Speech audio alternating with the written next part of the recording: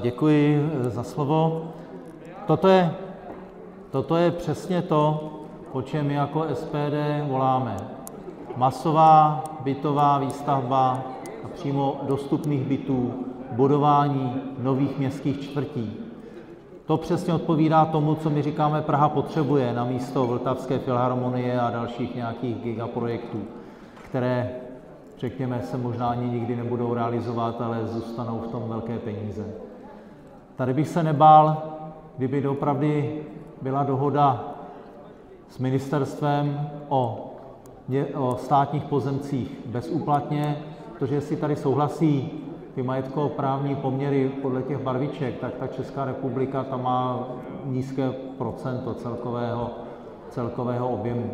Jo, jak jsem se dočetl, je to řádově přes 77 hektarů, hovořili jste o tom tady 40 000 bytů.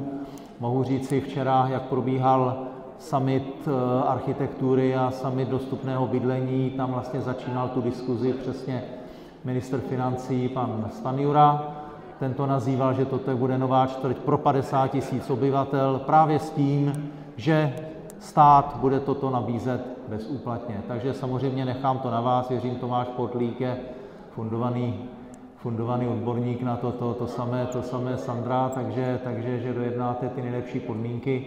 Ale přesně tady toto Praha potřebuje, takže to my z pozice opozice toto vítáme. Samozřejmě toto je na několik volebních období, takže věříme, že se na tom budeme i v dalších volebních obdobích podílet a budeme vidět tu vlastní realizaci, která je velmi třeba.